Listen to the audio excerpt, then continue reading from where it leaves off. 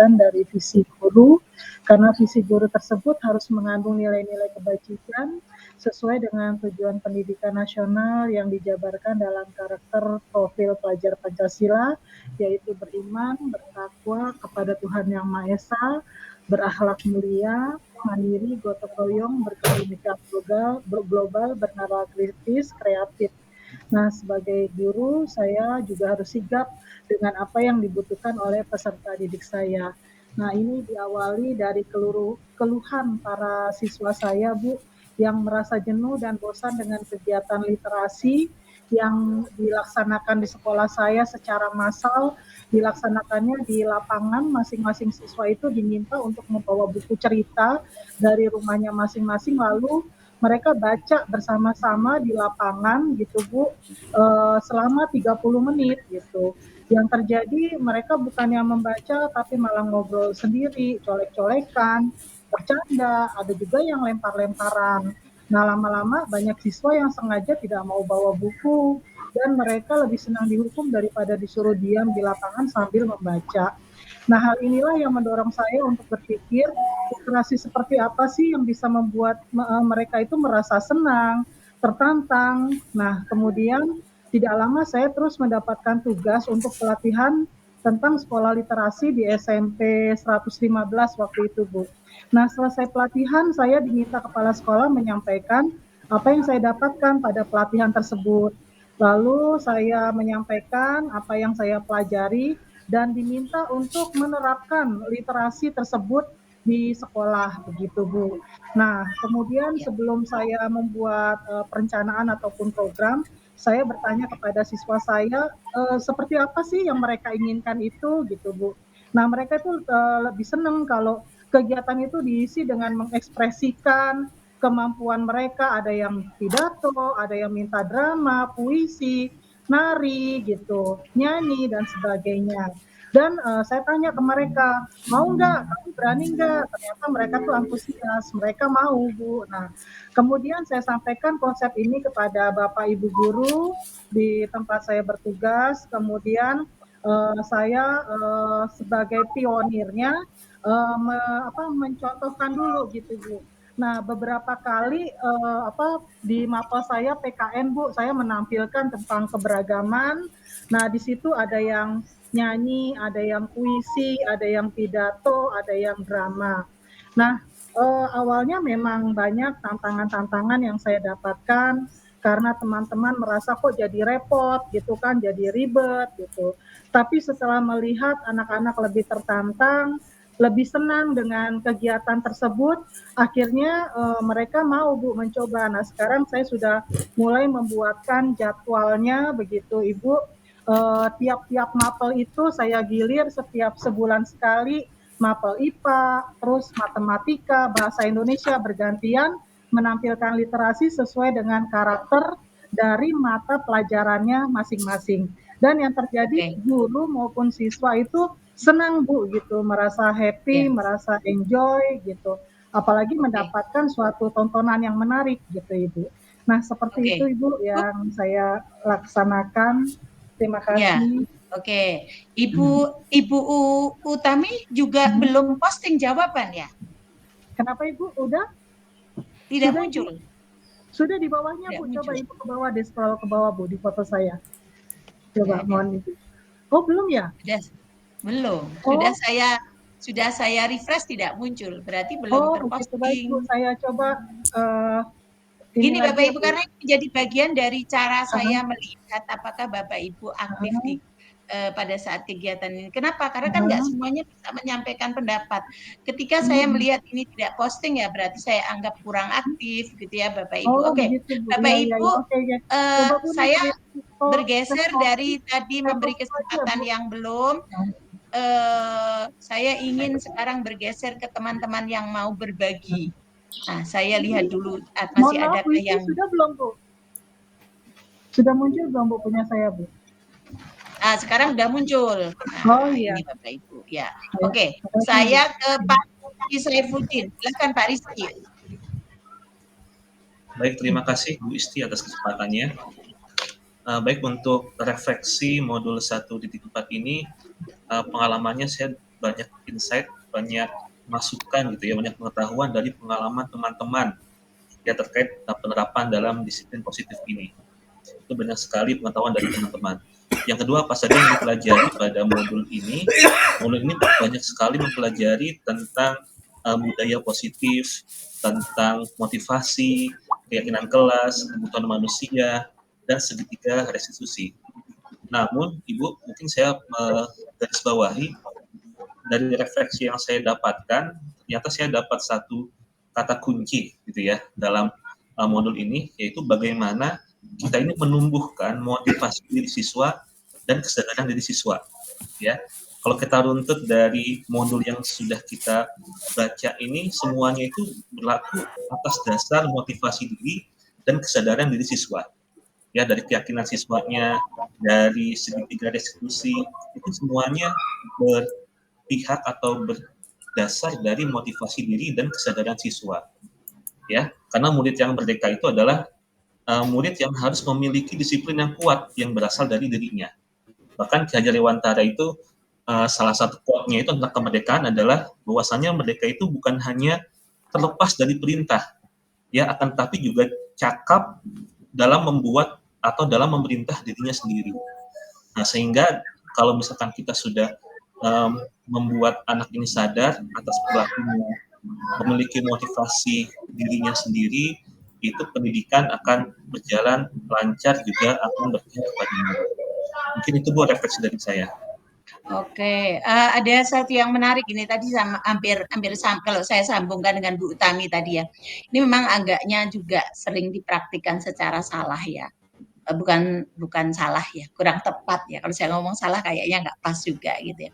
Ketika kita berkegiatan literasi atau apa, kita tuh merancang tanpa memang melibatkan siswa. Seolah-olah kalau udah kegiatan literasi di halaman sekolah rame-rame, anak seneng gitu loh.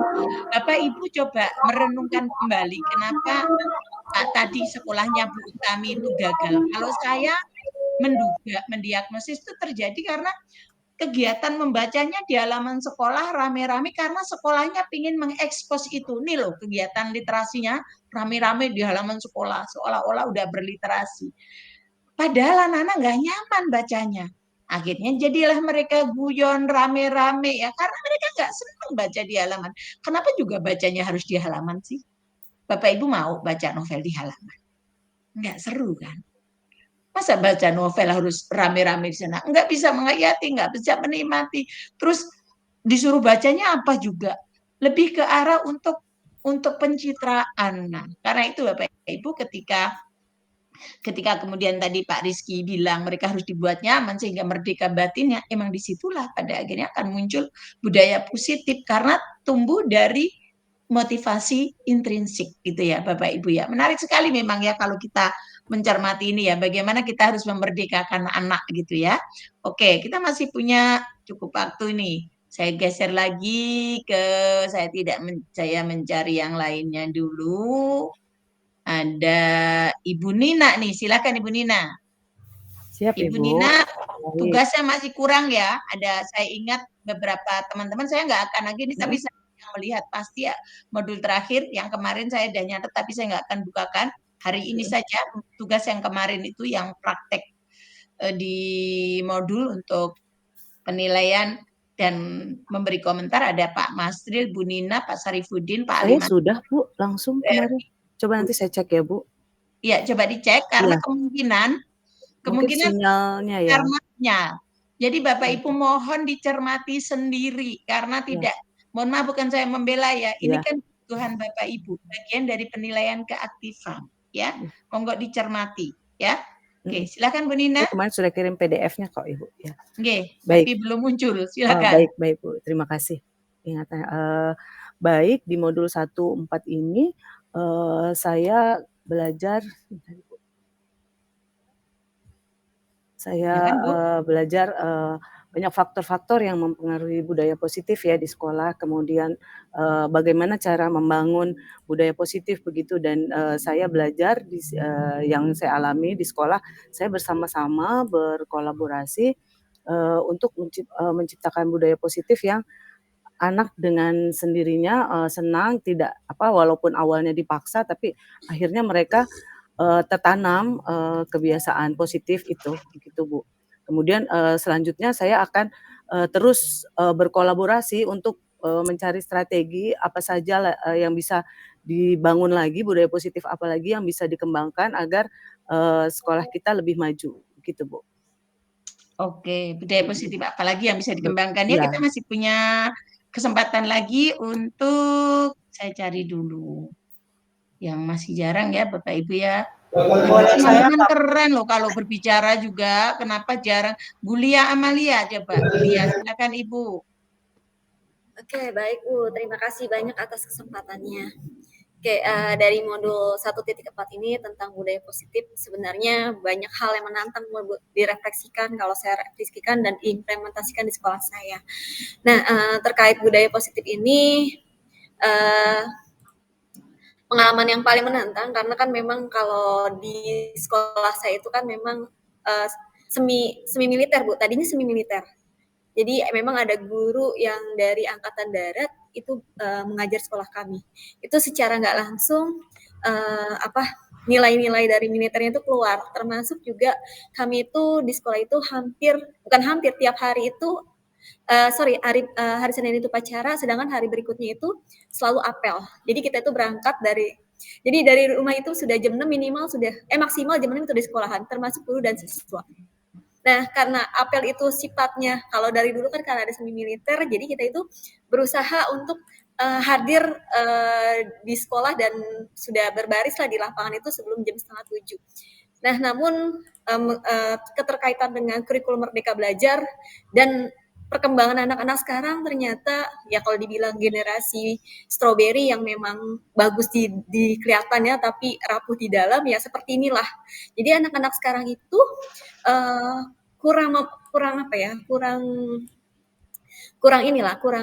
disiplinnya kurang. Iya, tidak sekuat anak-anak dulu. Bahkan baru kita marah-marahin tuh baru mau, kita woro-woro baru mau. Nah, akhirnya kalau ngelihat dari kemerdekaan kan kita juga nggak bisa marah ke anak. Kemudian keberpihakan anak itu perlu. Tapi di satu sisi kita juga harus menerapkan itu, Bu. Ya, menerapkan karena kan ini karena SMK tujuannya mau melanjutkan atau wirausaha dan lanjut, tapi kita kan harus tetap juga mengikuti jalur dari SMK itu sendiri, yang mana karena kami notabene adalah penerbangan yang nantinya anak itu memang kita proyeksikan buat kerjaan lebih lanjut. Nah, itu kan harus disiplinnya harus tertanam dari dirinya. Itu yang paling penting. Jadi kita itu menanamkan itu dengan budaya positif ini ya kita harus membuat kesepakatan, bukan peraturan. Yang kesepakatannya itu anak itu harus tahu tujuan kedepannya itu apa. Kenapa sih harus ada apel tiap hari? Kenapa sih harus ada kita di sekolah itu memang kalau bilang kemarin itu cerita dari Bu Tuti itu 13 tahun sekolah itu sudah senyum salam di depan. Kita itu dari dulu sebenarnya dari tahun 2016 itu guru dan siswa itu sudah di depan rapi untuk menyalami siapapun yang datang sebelum jam 6 lah itu sudah berdiri. Nah, namun di satu sisi apa sih tantangan kami? Tantangan kami adalah kita terus tantangan saya termasuk refleksi ini adalah pembelajaran di budaya positif yang akhirnya kita membuat kesepakatan di awal.